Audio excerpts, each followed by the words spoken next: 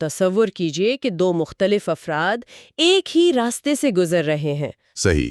وہ دونوں بالکل ایک ہی منظر دیکھتے ہیں، ایک ہی ماحول کا حصہ ہوتے ہیں، لیکن ان کا رویہ بالکل مختلف ہوتا ہے۔ بالکل، زمین آسمان کا فرق آ جاتا ہے۔ ہاں، یعنی ایک انسان کو اس منظر میں اچانک گہری دلچسپی پیدا ہو جاتی ہے، وہ وہاں رک جاتا ہے، اس لمحے کو محسوس کرتا ہے، اور دوسرا؟ جبکہ دوسرا انسان اسی منظر کو دیکھ کر بیزار ہو جاتا ہے۔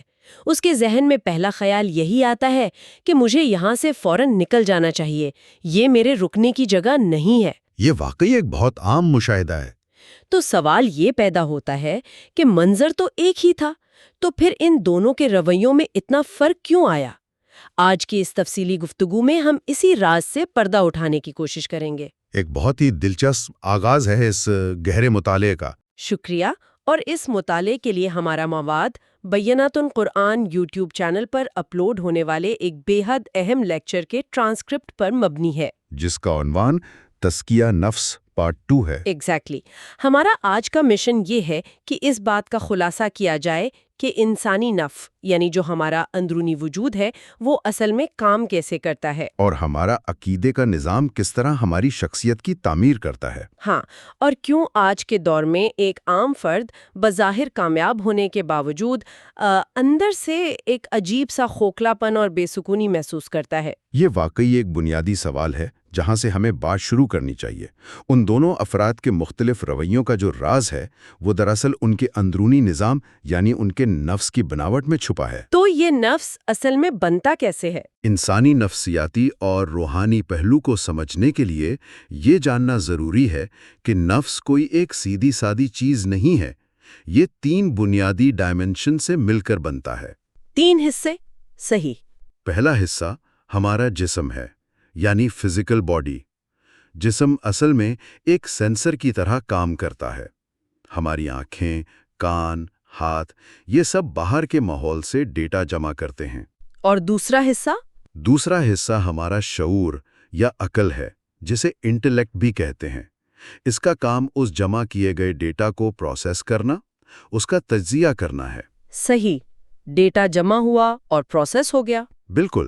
اور تیسرا اور سب سے اہم حصہ روح ہے، جسے ایک ڈیوائن کنیکشن یا خالق سے جڑے ہوئے رشتے کے طور پر بیان کیا گیا ہے۔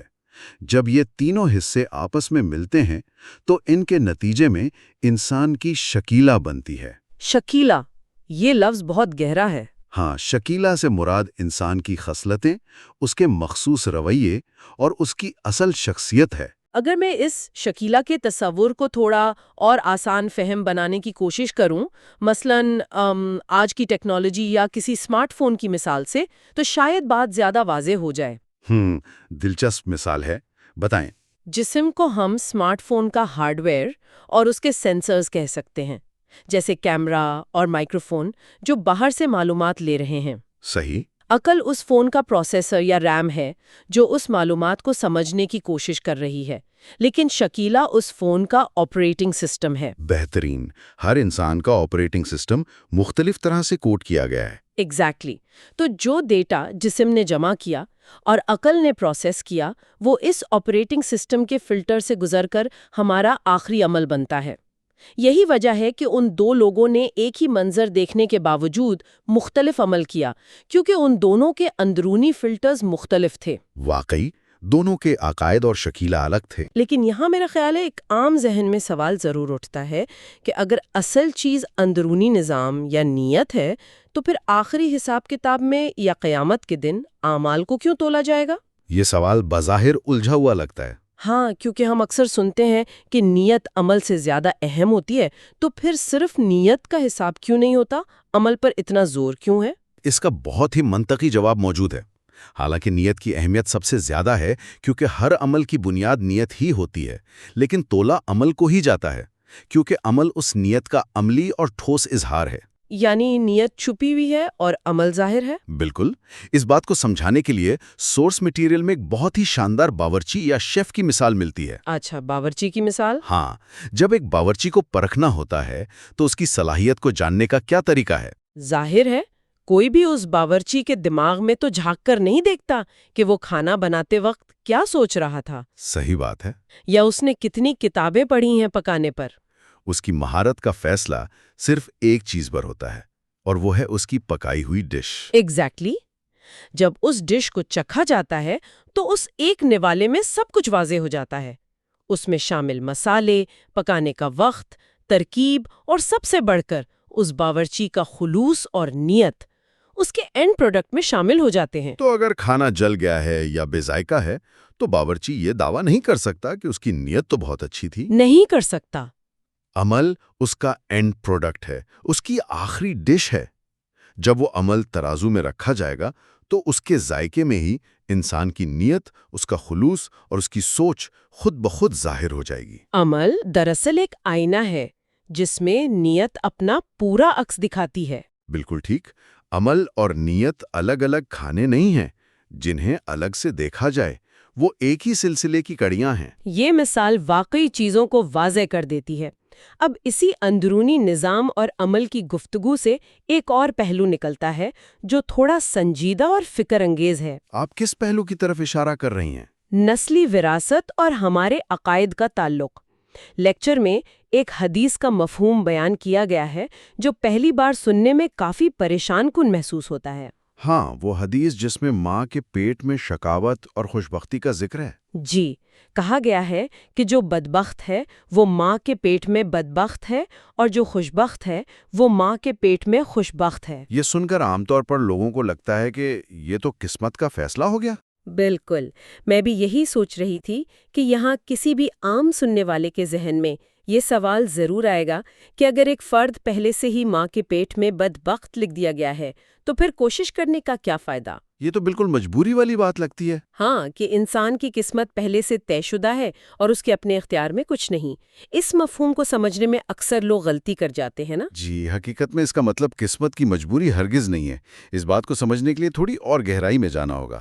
یہ دراصل اس نسلی وراثت، جینیٹکس اور ماحول کی طرف اشارہ کرتا ہے جو ایک انسان اپنے والدین اور خاندان سے حاصل کرتا ہے۔ یعنی جنریشنل ٹراما یا عادات۔ صحیح۔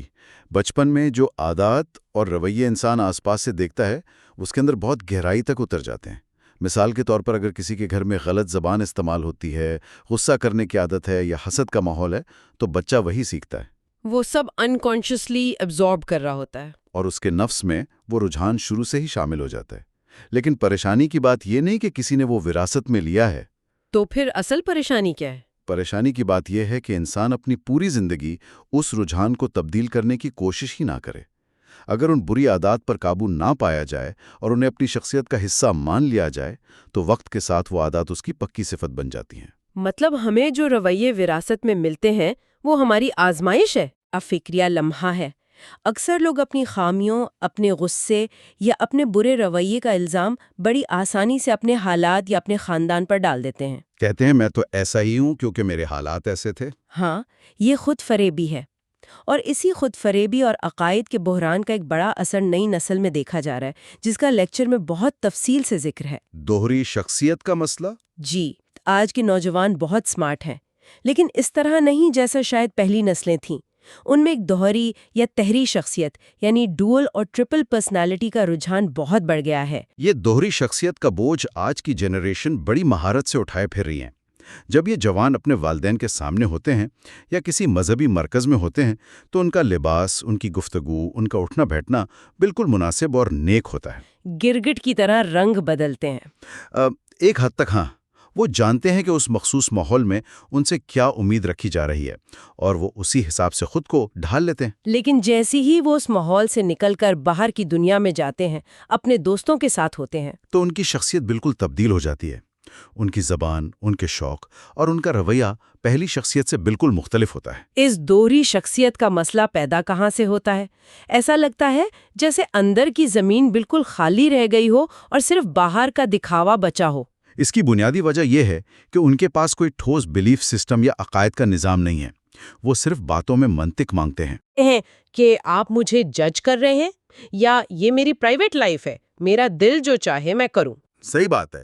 دراصل انہوں نے دین، اخلاقیات یا زندگی گزارنے کے اصولوں کو ان کے اصل سرچشموں سے سیکھا ہی نہیں، بس کچھ ساتھی باتیں رٹ لی ہیں۔ یہ ساتھی پن انسان کو اندر سے کھوکھلا کر دیتا ہے۔ اور یہی کھوکھلا پن ہمیں سورس میں بیان کردہ اس ویکنٹ پلاٹ کے تصور کی طرف لے جاتا ہے۔ یہ ویکنٹ پلاٹ کی مثال اس کھوکھلے پن کو بہت اچھی طرح واضح کرتی ہے۔ عام طور پر سمجھا جاتا ہے کہ انسانی نفس ایک خالی ڈبے یا بلینک سلیٹ کی طرح ہے، جہاں کچھ نہیں، کہ ماحول جو چاہتا ہے اس میں بھر دیتا ہے۔ لیکن حقیقت میں نفس ایک کھیتی باڑی کی زمین یا ویکنٹ پلاٹ کی طرح ہے۔ جب فرد پیدا ہوتا ہے تو اسے کھیتی باڑی کے بنیادی اوزار اور مخصوص صلاحیتیں دے کر بھیجا جاتا ہے۔ خدا نے انسان کو فطرت اور فرقان دونوں عطا کیے ہیں۔ اگر ہم ان دونوں الفاظ کو تھوڑا اور واضح کریں تو فطرت سے مراد انسان کی وہ اندرونی پاک طبیعت ہے جو نیچرلی سچائی اور نیکی کی طرف میل ہوتی ہے۔ اور فرقان؟ فرقان سے مراد صحیح اور غلط میں فرق کرنے کی وہ صلاحیت ہے جو اس کے اندر بلٹ ان ہے، یعنی انسان بالکل ہی بے شعور نہیں ہے۔ صحیح کہا۔ اب یہ اس پر منحصر ہے کہ وہ اس خالی زمین پر کتنی محنت کرتا ہے۔ وہ چاہے تو اس پر اچھے بیج بوئے، اسے سینچے اور وہاں ایک جنت کا باغ اگا لے، یا پھر اس زمین کو ایسے ہی بنجر اور بے آباد چھوڑ دے۔ اور یہاں قرآن کے ایک لفظ ڈساسا کا تجزیہ بہت اہم ہو جاتا ہے، جو اس زمین کی مثال کو آگے بڑھاتا ہے۔ ڈساسا، اس کی کیا اہمیت ہے؟ عربی زبان میں اس لفظ کی بناوٹ ہی ایسی ہے کہ یہ ایک گہرے عمل کی طرف اشارہ کرتا ہے۔ داسا کا عام مطلب تو کسی چیز کو دبانا یا دفن کر دینا ہے، لیکن اس لفظ میں جو شدت ہے، جس میں 3 بار سین کا استعمال کیا گیا ہے، صحیح، وہ ظاہر کرتی ہے کہ کسی چیز کو عام طور پر نہیں دبایا گیا، بلکہ اس قدر گہرائی میں دفن کیا گیا ہے اور اس کے اوپر اس قدر کچرا ڈال دیا گیا ہے کہ اس کے واپس نکلنے کی یا اس زمین سے کچھ پھوٹنے کی امید ہی ختم ہو جائے۔ یہ تصور واقعی سوچنے پر مجبور کر دیتا ہے۔ اس کا مطلب یہ ہوا کہ انسان کو جو پاک زمین ملی تھی، اس نے اس پر اچھے بیج بونے کے بجائے دنیا کی خواہشات، دکھاوے، لہو و لعب اور مختلف برائیوں کا کچرا ڈالنا شروع کر دیا۔ ایک کے بعد ایک کچرے کی تہ جمتی گئی۔ ہر جھوٹ، ہر دکھاوا، ہر غلط نیت اس زمین پر کچرے کی ایک نئی تہ جماتی چلی گئی، اور ڈالتے ڈالتے اس نے اپنی اصل فطرت کو ہی دساسا کر دیا۔ اس زمین کو اس قدر دفن کر دیا کہ اب وہاں سے کسی اچھے پھول یا پھل کے اگنے کی امید ہی معدوم ہو گئی۔ ہم لوگ اکثر باہر کے کچرے کی صفائی کی بات کرتے ہیں، لیکن جو کچرا کنڈی ہم نے اپنے اندرونی باغ میں بنا لی ہے، اس پہ دھیان نہیں دیتے۔ بالکل ٹھیک کہا۔ لیکن دیکھیں، جب ہم زمین یا صلاحیتوں کی بات کرتے ہیں تو سمجھ رہے میں ایک اور بڑا احساس محرومی بھی پیدا ہوتا ہے۔ اگر سب کو زمین ملی ہے تو کچھ لوگوں کو پیدائش سے ہی بہترین صلاحیتیں کیوں مل جاتی ہیں؟ آپ ان بلٹ ایڈوانٹیجز کی بات کر رہی ہیں۔ ہاں، کچھ لوگ ذہنی طور پر بہت تیز ہوتے ہیں، کچھ جسمانی طور پر مضبوط ہوتے ہیں، یا کسی خاص خاندان میں پیدا ہوتے ہیں جہاں انہیں نیچرلی ایک ایج ملتا ہے۔ تو کیا یہ باقی لوگوں کے ساتھ ناانصافی نہیں ہے؟ یہ احساس محرومی عام طور پر لوگوں کو پریشان کرتا ہے کہ خدا نے اسے اتنا نوازا ہے اور مجھے کیوں نہیں؟ لیکن اس کا جواب ایک بہت ہی گہرے اصول میں چھپا ہے، جسے صفر کا اصول یا دی زیرو پرنسپل کہا جاتا ہے۔ دی زیرو پرنسپل، یہ کیسے کام کرتا ہے؟ یہ اصول بتاتا ہے کہ خدا کے نظام میں کسی کو بھی انفیئر ایڈوانٹیج یا بیجا فائدہ نہیں ملتا۔ خدا کا نظام پورا بیلنس رکھتا ہے۔ بیلنس کیسے؟ جسے جتنی بڑی صلاحیت، رتبہ یا اسپیشل گفٹ ملتا ہے، خدا کے ہاں اس کا امتحان اور اس کے مسائل بھی اتنے ہی سخت اور کٹھور ہوتے ہیں، اس کا حساب بھی اسی قدر سخت ہوتا ہے۔ اگر اس اصول کو تاریخ کے عظیم ترین افراد کی زندگی پر لاگو کریں تو بات بالکل کھل کر سامنے آ جاتی ہے۔ ہم عام طور پر سوچتے ہیں کہ جو انبیاء ہیں یا خدا کے چنے ہوئے لوگ ہیں، ان کی زندگی تو بہت آسان ہوتی ہوگی، کہ انہیں تو ڈائٹ مدد ملتی ہے، فرشتے آتے ہوں گے۔ ہاں، اور ان کے سب کام جادو کی طرح ہو جاتے ہوں گے۔ لیکن حقیقت اس کے بالکل برعکس ہے۔ حضرت یونس کی مثال لے لیجئے، ان کا مچھلی کے پیٹ میں جانا اور اس گھٹن اور اندھیرے میں وقت گزارنا کوئی معمولی آزمائش نہیں تھی۔ یا حضرت علی کا وہ قول کہ انہوں نے ایسی تکلیفیں برداشت کی ہیں جیسے حلق میں پھندا اور آنکھوں میں کانٹے چبھے ہوئے ہوں۔ یہ کوئی آسان زندگی نہیں تھی۔ زیرو پرنسپل کا مطلب ہی یہ ہے کہ اگر 100% صلاحیت اور درجہ دیا گیا ہے تو ان کے چیلنجز اور آزمائشیں بھی 100% ہی ہوں گی، تاکہ بیلنس یعنی صفر قائم رہے۔ تو ان افراد کے لیے جو ہر وقت اپنی محرومیوں کا رونا روتے ہیں، یہ بات سمجھنی چاہیے کہ جن آسائشوں کو دیکھ کر وہ حسد کرتے ہیں، ان آسائشوں کے پیچھے چھپی آزمائشیں ان کی برداشت سے باہر ہو سکتی ہے۔ بڑی مفید بات کی آپ نے۔ ہم صرف دوسروں کا باہر کا ظاہر دیکھتے ہیں اور ان کا اندرونی امتحان نہیں دیکھ پاتے، اور اسی ظاہری دکھاوے سے نکل کر اب ہمیں اس طرف آنا چاہیے جہاں لوگ رسم و رواج میں پھنس کر اصل مقصد بھول جاتے ہیں۔ ہاں، آج کل عقائد کا نظام بس ظاہری رسموں تک محدود ہو کر رہ گیا ہے۔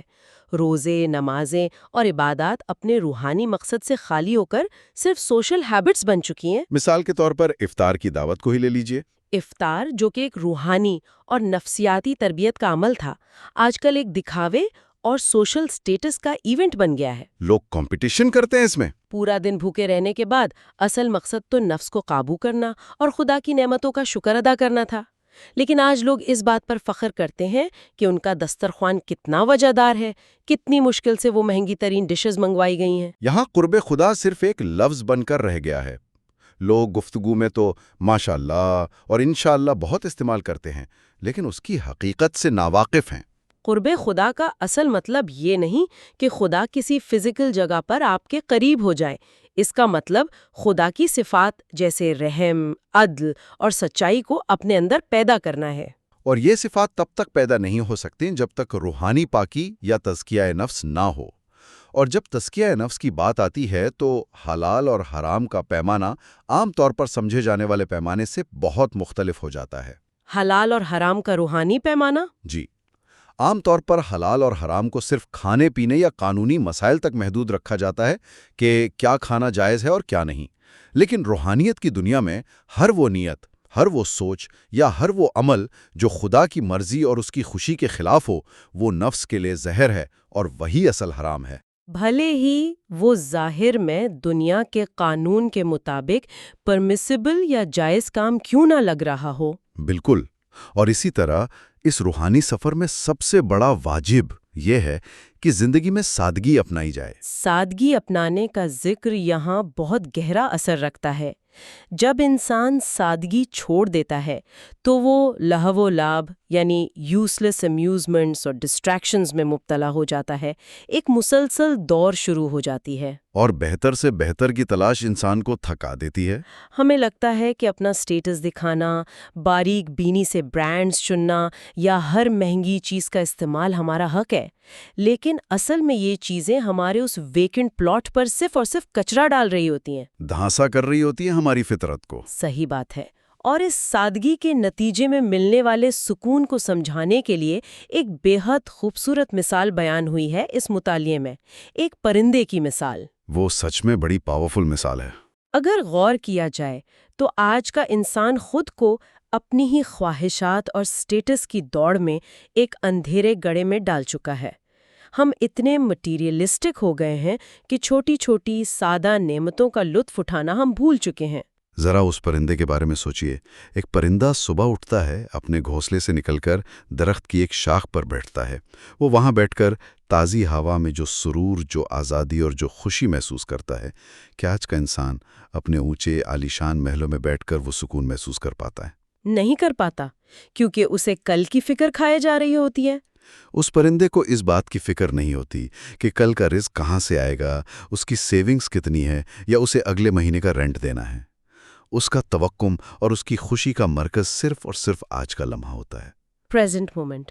یا پھر ایک اور سادہ سی مثال دیکھیں، جب شدید گرمی ہو، پیاس سے حلق سوکھ رہا ہو اور اس وقت پانی کا ایک ٹھنڈا گھونٹ حلق سے نیچے اترتا ہے، اس ایک گھونٹ کی جو لذت ہوتی ہے، اس کا مقابلہ دنیا کی کوئی لگژری نہیں کر سکتی۔ بالکل، اور یہی وہ چھوٹی اور سادہ نعمتیں ہیں جنہیں محسوس کرنا اصل میں ہمارے نفس کو پاک کرنے کا ایک بہت بڑا ذریعہ ہے۔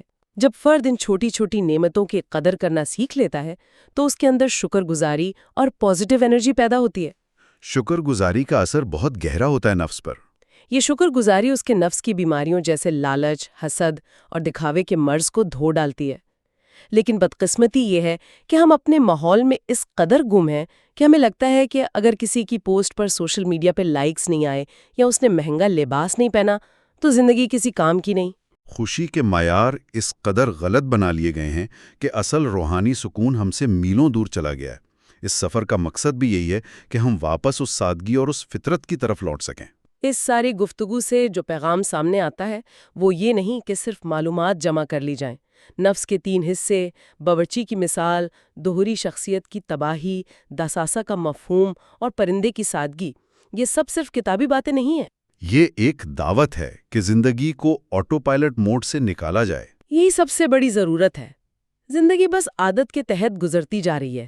انسان صبح اٹھتا ہے، کام پر جاتا ہے، فرض ادا کرتا ہے، لیکن اپنے اندر نہیں جھانکتا۔ رک کر یہ پوچھنا چاہیے کہ جو عقائد اور رویے روزمرہ زندگی میں اپنا رکھے ہیں، کیا وہ سوچے سمجھے فیصلے ہیں یا صرف اس لیے کہ بچپن سے یہی دیکھا ہے اور ماحول یہی چاہتا ہے؟ پل بن کر رہ جاتی ہے، اور خوکھلے پن سے بھری زندگی کبھی روحانی سکون تک نہیں پہنچ سکتی۔